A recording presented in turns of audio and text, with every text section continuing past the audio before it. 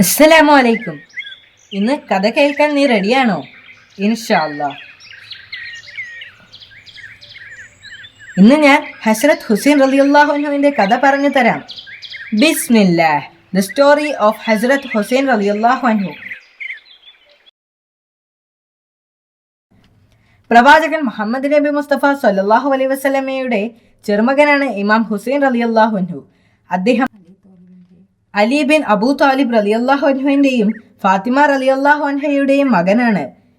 ഹുസൈൻ റളിയല്ലാഹു അൻഹുവിനെയും അദ്ദേഹത്തിൻ്റെ സഹോദരനെയും പ്രവാചകൻ വളരെയധികം സ്നേഹിച്ചിരുന്നു. അതിന് നമുക്ക് ധാരാളം ഉദാഹരണങ്ങൾ കാണാൻ കഴിയും. പ്രവാചകൻ പറഞ്ഞു, എന്നെ സ്നേഹിക്കുന്നവരാരോ അവർ ഇവരെ രണ്ടുപേരെയും സ്നേഹിക്കുക. ഉയർത്തെഴുന്നേൽപ്പിൻ്റെ നാളിൽ അവരുടെ മാതാപിതാക്കളും എന്നോടൊപ്പം ഉണ്ടാകും. മറ്റൊരവസരത്തിൽ പ്രവാചകൻ പറഞ്ഞു, ഹുസൈൻ ഞാനാകുന്നു, ഞാൻ അവനും. ഹുസൈനെ സ്നേഹിക്കുന്നവരെ അള്ളാഹു സ്നേഹിക്കുന്നു. ഹുസൈൻ ചെറുമക്കൾക്കിടയിലെ ചെറുമകനാണ്. പ്രവാചകന്റെ വഫാത്തിന് ശേഷം ഹുസൈൻ റളിയല്ലാഹു അൻഹുവിൻ്റെ മാതാവും വഫാത്തായി. അത് കഴിഞ്ഞ് കുറച്ചു വർഷങ്ങൾക്ക് ശേഷം അദ്ദേഹത്തിന്റെ പിതാവും വഫാത്തായി. ഇമാമയുടെ ഉത്തരവാദിത്വം അദ്ദേഹത്തിന്റെ സഹോദരൻ ഹസൻ റളിയല്ലാഹു അൻഹു ഏറ്റെടുത്തു. അദ്ദേഹത്തിന്റെ വഫാത്തിന് ശേഷം അതിന്റെ ഉത്തരവാദിത്വം ഹുസൈൻ റളിയല്ലാഹു അൻഹുവിനായി. ഇതിനിടയിൽ പ്രവാചകന്റെ കുടുംബത്തിനും അനുയായികൾക്കും മുആവിയയുമായി പല കാര്യത്തിലും അഭിപ്രായ വ്യത്യാസങ്ങൾ ഉണ്ടായിരുന്നു. ഇമാം അലി റളിയല്ലാഹു അൻഹുവിനെതിരെ ഉണ്ടായ സിഫിൻ എന്ന യുദ്ധം അതിൽ ഉൾപ്പെടുന്നു. അത് അദ്ദേഹത്തിന്റെ സഹോദരൻ ഹസൻ റളിയല്ലാഹു അൻഹുയും മുആവിയയും തമ്മിലുള്ള ഉടമ്പടിക്ക് എതിരായിരുന്നു. ഇപ്പോൾ മുആവിയ അയാളുടെ മകൻ യസീദിനെ തന്റെ പിൻഗാമിയായി നിയമിച്ചു. അയാളെ അംഗീകരിക്കാനും അയാളുടെ നേതൃത്വത്തെ പിന്തുടരുവാനും ആവശ്യപ്പെട്ടുകൊണ്ട് യസീദ് രണ്ടാളുകളെ ഹുസൈൻ റളിയല്ലാഹു അൻഹുവിൻ്റെ അടുത്തേക്ക് അയച്ചു. എന്നാൽ ഹുസൈൻ റളിയല്ലാഹു അൻഹു അത് അംഗീകരിച്ചില്ല. ഒരു ദിവസം അദ്ദേഹം മക്കയിലേക്ക് തീർത്ഥാടനത്തിന് പോകുന്നതിനിടയിൽ ഇറാഖിലെ ജനങ്ങൾ ഹുസൈൻ റളിയല്ലാഹു അൻഹുവിനോടും അദ്ദേഹത്തിന്റെ കുടുംബത്തോടും ഒപ്പമാണെന്നും മുആവിയയോട് യസീദിനോടൊപ്പമോ അല്ല എന്നും ഉള്ള വാർത്ത അറിയാനിടയായി.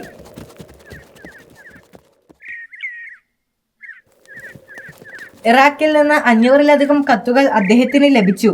അങ്ങനെ അദ്ദേഹം കൂഫയിലേക്ക് പുറപ്പെട്ടു. അദ്ദേഹത്തിനോട് കൂററിയിച്ച ജനങ്ങളുടെ അടുത്തേക്ക്. അദ്ദേഹം കൂഫയിലേക്ക് എത്തുന്നതിനു മുൻപായി അവിടുത്തെ സാഹചര്യങ്ങൾ വിലയിരുത്തുന്നതിനായി അദ്ദേഹത്തിന്റെ ഒരു ബന്ധുവായ മുസ്ലിം ബിൻ അക്കീലിനെ കൂഫയിലേക്ക് അയച്ചു. എന്നാൽ കൂഫയിലെ അവസ്ഥ മാറിയിരുന്നു. യസീദിന്റെ സൈന്യങ്ങൾ അവിടുത്തെ ജനങ്ങളെ പണം കൊടുത്ത് വശത്താക്കിയിരുന്നു.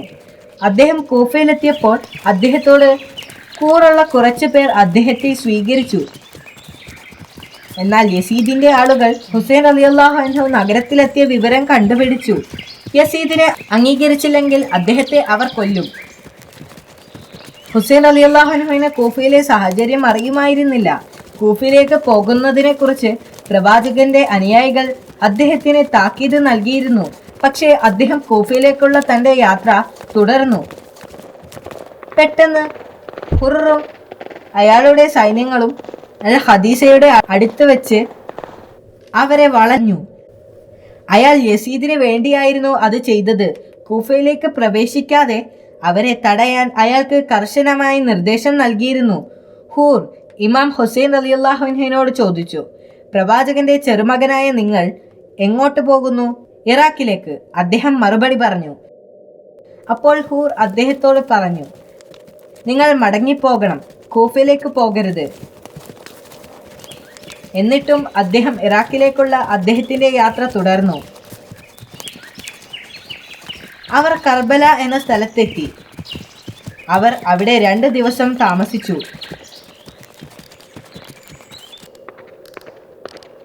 പെട്ടെന്ന് ഷിംർ തന്റെ 4000-ഓളം വരുന്ന സൈന്യങ്ങളുമായി അങ്ങോട്ടെത്തി. ഹുസൈൻ റളിയല്ലാഹു അൻഹു തന്റെ ആളുകളെ കുറിച്ച് ഓർത്തു. അദ്ദേഹത്തിന്റെ കൂടെ ഉണ്ടായിരുന്നത് 80ഓളം വയസ്സായ പുരുഷന്മാരും സ്ത്രീകളും കുട്ടികളുമായിരുന്നു. തന്റെ ആളുകളുടെ സുരക്ഷയെ മാനിച്ചുകൊണ്ട് അദ്ദേഹം അവർ പറയുന്നത് അംഗീകരിക്കാൻ തീരുമാനിച്ചു. ഷിംറും അയാളുടെ സൈന്യങ്ങളും അവരുടെ കൂടാരം പിടിച്ചെടുത്തു. ഷിംർ അദ്ദേഹത്തോട് യസീദിനെ അംഗീകരിക്കാൻ ആജ്ഞാപിച്ചു. എന്നാൽ ഹുസൈൻ റളിയല്ലാഹു അൻഹു അത് അംഗീകരിച്ചില്ല. മുഹറം 9 യസീദിന്റെ സൈന്യം അദ്ദേഹത്തിന്റെ താവളത്തിലേക്ക് വരുന്നത് അദ്ദേഹം കണ്ടു. ഹുസൈൻ റളിയല്ലാഹു അൻഹു തന്റെ സഹോദരനായ അബ്ബാസിനോട് സൈന്യത്തെ ചെന്ന് കാണാനും അവരോട് സംസാരിക്കാനും ആവശ്യപ്പെട്ടു. അബ്ബാസ് സൈന്യത്തലവനോട് സംസാരിച്ചപ്പോൾ ഹുസൈൻ റളിയല്ലാഹു അൻഹു യസീദിനെ അംഗീകരിക്കാത്ത പക്ഷം അവർക്ക് ഹുസൈൻ റളിയല്ലാഹു അൻഹുവിനെ പിടിച്ചുകൊണ്ട് പോകാൻ കൽപ്പനയുണ്ടെന്ന് അയാൾ പറഞ്ഞു. ഈ വിവരം അബ്ബാസ് അദ്ദേഹത്തോട് പറഞ്ഞപ്പോൾ തന്റെ മരണം അടുത്തുവെന്ന് അദ്ദേഹത്തിന് മനസ്സിലായി. അദ്ദേഹം ഒരു രാത്രി കൂടി തനിക്ക് അള്ളാഹുവിനെ ആരാധിക്കുന്നതിനായി നൽകണമെന്ന് സൈന്യത്തലവനോട് അപേക്ഷിച്ചു. സൈന്യം അത് സമ്മതിച്ചു. ഒരു ദിവസം കൂടെ ജീവിച്ചിരിക്കാൻ അവർ അദ്ദേഹത്തിന് അനുമതി നൽകി. ആ രാത്രി അവരെല്ലാവരും ചേർന്ന് അള്ളാഹു സുബ്ഹാനഹു തആലയോട് പ്രാർത്ഥിച്ചു. അടുത്ത ദിവസം അവരെല്ലാവരും കൊല്ലപ്പെടാൻ പോകുകയാണെന്ന് അറിഞ്ഞിട്ട് പോലും അവർ കരുത്തോടെ ഒന്നിച്ചു നിന്നു. പ്രാർത്ഥനയ്ക്ക് ശേഷം ഹസ്രത്ത് ഹുസൈൻ റളിയല്ലാഹു അൻഹു തന്റെ കൂടെയുള്ളവരുമായി കൂടി ആലോചന നടത്തി. യസീദ് തന്നെ മാത്രമേ കൊല്ലാൻ ഉദ്ദേശിച്ചിട്ടുള്ളൂ. അതുകൊണ്ട് ഈ രാത്രി നിങ്ങൾ ഈ കൂടാരത്തിൽ നിന്നും രക്ഷപ്പെട്ട് നിങ്ങളുടെ ജീവൻ രക്ഷിക്കണം എന്ന് അദ്ദേഹം അവരോട് പറഞ്ഞു. പക്ഷേ ആരും രക്ഷപ്പെടാൻ ആഗ്രഹിച്ചില്ല. പ്രവാചകന്റെ കുടുംബത്തിനു വേണ്ടി തങ്ങളുടെ ജീവൻ ഉപേക്ഷിക്കാൻ അവർ തയ്യാറായിരുന്നു. മരണം വരെ അത് നിലനിർത്തുമെന്നും അവർ പ്രതിജ്ഞ ചെയ്തു. കൂഫയിലേക്ക് പ്രവേശിക്കുന്നതിൽ നിന്നും സൈന്യത്തലവനായ ഹൂർ ആദ്യം തന്നെ അവരെ തടഞ്ഞിരുന്നു. അത് യുദ്ധത്തിൽ തെറ്റായ നടപടിയാണെന്ന് അയാൾക്കറിയാമായിരുന്നു. പ്രവാചകന്റെ കുടുംബത്തെ കൊല്ലുന്ന കാര്യമോർത്തപ്പോൾ അയാൾ ഭയപ്പെട്ടിരുന്നു. ഹൂറും അയാളുടെ മകനും 4 സൈനികരും കൂടി ഹുസൈൻ റളിയല്ലാഹു അൻഹുവിന്റെ കൂടാരത്തിലേക്ക് പോയി. അയാൾ അദ്ദേഹത്തെ കണ്ടുമുട്ടിയപ്പോൾ അദ്ദേഹത്തോട് മാപ്പ് അപേക്ഷിക്കുകയും അദ്ദേഹത്തിന് വേണ്ടി യുദ്ധം ചെയ്യാൻ അപേക്ഷിക്കുകയും ചെയ്തു. മുഹറം 10 രാവിലെ ഹസ്രത്ത് ഹുസൈൻ റളിയല്ലാഹു അൻഹുവും കൂടെയുള്ളവരുമെല്ലാം ചേർന്ന് പ്രാർത്ഥിച്ചു. പ്രാർത്ഥനയ്ക്ക് ശേഷം സൈന്യം അവരുടെ നേരെ വരുന്നത് അവർ കണ്ടു. അവർ അവരുടെ കൂടാരത്തിനു മുന്നിൽ സൈന്യത്തെ പ്രതിരോധിക്കുന്നതിനായി വരിയായി നിന്നു. ആയിരക്കണക്കിന് സൈന്യങ്ങളെ നേരിടാൻ അവർ വെറും 72 പേരാണ് ഉണ്ടായിരുന്നത്. ഹൂർ ആയിരുന്നു യുദ്ധത്തിൽ ആദ്യം പോരാടിയത്. പക്ഷേ അദ്ദേഹത്തിന് 1000-ഓളം വരുന്ന ആ സൈന്യങ്ങളെ ചെറുത്തു നിൽക്കാനായില്ല. അദ്ദേഹം ധീരതയോടെ പൊരുതിയെങ്കിലും അദ്ദേഹം പെട്ടെന്ന് തന്നെ കൊല്ലപ്പെട്ടു. എങ്കിലും അവർ പൊരുതിക്കൊണ്ടിരുന്നു. യുദ്ധം നീണ്ടുപോയിക്കൊണ്ടേയിരുന്നു. യുദ്ധം നീണ്ട് ഉച്ചവരെയായി. യുദ്ധത്തിൽ ഇമാം ഹുസൈൻ റളിയല്ലാഹു അൻഹുവിന്റെ അനുയായികൾ മുഴുവനും രക്തസാക്ഷിത്വം വഹിച്ചു.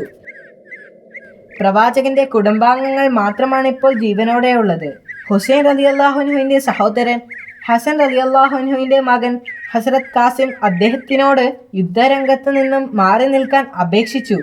പക്ഷേ ഇമാം ഹുസൈൻ റളിയല്ലാഹു അൻഹു അത് സമ്മതിച്ചില്ല. ഖാസിം നിരാശനായി അദ്ദേഹത്തിന്റെ മാതാവിനോട് കാര്യങ്ങൾ പറഞ്ഞു. അവർ കാസിമിന്റെ കയ്യിൽ ഒരു എഴുത്ത് കൊടുത്ത് അത് അദ്ദേഹത്തെ ഏൽപ്പിക്കാൻ പറഞ്ഞു. മരിക്കുന്നതിന് മുൻപ് ഇമാം ഹസൻ റളിയല്ലാഹു അൻഹു എഴുതിയതായിരുന്നു ആ എഴുത്ത്. ഇങ്ങനെ ഒരു ദിവസം വരുമെന്ന് അദ്ദേഹത്തിന് അറിയാമായിരുന്നു. അദ്ദേഹത്തിന് വേണ്ടി അദ്ദേഹത്തിന്റെ മകനെ യുദ്ധം ചെയ്യാൻ അനുവദിക്കണമെന്നായിരുന്നു അതിൽ എഴുതിയിരുന്നത്. ഹുസൈൻ റളിയല്ലാഹു അൻഹു അദ്ദേഹത്തിന് അനുവാദം നൽകി. അങ്ങനെ കാസിം യുദ്ധരംഗത്തേക്കിറങ്ങി. എന്നാൽ വളരെ പെട്ടെന്ന് തന്നെ യുദ്ധഭൂമിയിൽ അദ്ദേഹം കൊല്ലപ്പെട്ടു.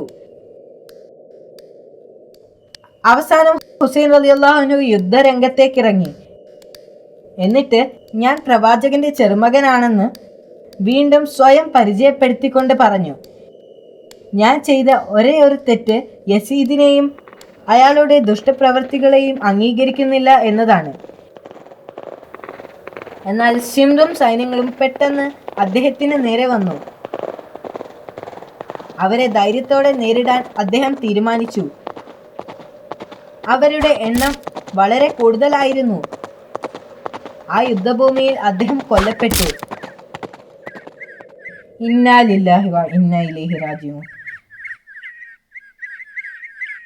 പ്രവാചക കുടുംബത്തിലെ പുരുഷന്മാരും ഇമാം ഹുസൈൻ റളിയല്ലാഹു അൻഹുവിന്റെ അനുയായികളെല്ലാവരും ആ യുദ്ധത്തിൽ രക്തസാക്ഷികളായി. പ്രവാചകന്റെ കുടുംബത്തിൽ സ്ത്രീകളും കുട്ടികളും സൈനുൽ ആബിദീൻ മാത്രം ബാക്കിയായി. സൈനുൽ ആബിദീൻ കർബല യുദ്ധത്തിൽ പങ്കെടുത്തിരുന്നില്ല. കാരണം അദ്ദേഹത്തിന് ആ സമയത്ത് സുഖമില്ലായിരുന്നു. അല്ലാഹു സുബ്ഹാനഹു വ തആലയ്ക്ക് എല്ലാത്തിനും വ്യക്തമായ ഉദ്ദേശമുണ്ട്. അദ്ദേഹം മാത്രമാണ് ആ സ്ത്രീകൾക്കും കുട്ടികൾക്കും കൂട്ടായി ഉണ്ടായിരുന്നത്. സൈനികർ ആ കുലീന സ്ത്രീകളെ ജയിലിൽ അടയ്ക്കുന്നതിനായി കർബലായിൽ നിന്നും യാത്ര പുറപ്പെട്ടു. കർബലായിലെ ചുട്ടുപൊള്ളുന്ന മരുഭൂമിയിലൂടെ സൈന്യം അവരെയും കൊണ്ട് ദീർഘദൂരം യാത്ര ചെയ്തു. അവസാനം അവർ സിറിയയിലെത്തി. അവരിൽ നിന്നും ഹുസൈൻ റളിയല്ലാഹു അൻഹുവിന്റെ ധീരയായ സഹോദരി ബീവി സൈനബ യസീദിനെ അഭിമുഖീകരിച്ചുകൊണ്ട് പ്രവാചകന്റെ കുടുംബത്തോട് ചെയ്ത ദുഷ്ടപ്രവർത്തികളെക്കുറിച്ചും അവരുടെ സഹനശക്തിയെക്കുറിച്ചും സംസാരിച്ചു. അവരുടെ ശക്തമായ വാക്കുകളാൽ യസീദ് അപഹാസ്യനായി. ഇപ്പോൾ ജനങ്ങൾക്ക് കർബലായിലെ യഥാർത്ഥ കഥകൾ മനസ്സിലായി. സത്യങ്ങൾ വിളിച്ചു പറഞ്ഞതിനു ശേഷം അവർ മരണപ്പെട്ടു. ആ ധീര വനിതയിലൂടെ കർബലായിലെ യഥാർത്ഥ സംഭവം ലോകത്തെ അറിയിക്കുകയായിരുന്നു ദൈവഹിതം. അവരങ്ങനെ ചെയ്തില്ലായിരുന്നെങ്കിൽ